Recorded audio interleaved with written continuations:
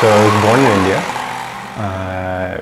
and I lived there for quite a while. I moved around in India a lot, but around the age of 13 was when we moved to the US. In India and in the US, we lived with my grandmother, who had cancer since my mother was 13 and passed with cancer at the age of when I was 13. So it was quite a long time in which she was dealing with her cancer.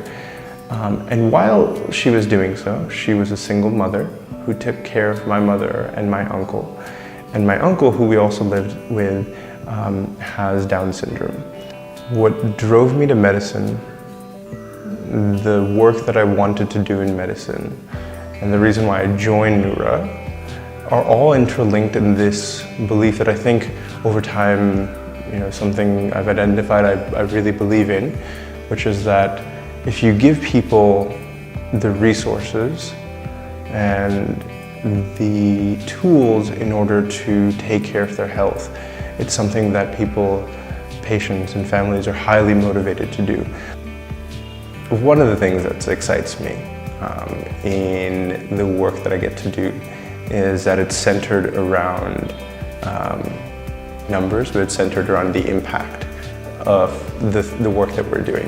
And I think that's absolutely crucial, because when you work in the social sector or when you're working towards these very difficult problems, there's a lot of idealism, there's a lot of assumptions that we come in, there's a lot of things that we think might work, may not work. And what impact means to me, at a very basic level, it means gut checking of those assumptions, of those beliefs. Is the work that we're doing actually making a difference? Is it moving the needle? But I think if I had to describe what the team, the mindset that I really latch onto within the team, and it's a word that some of the teammates use that I hadn't thought of, was the learner mindset.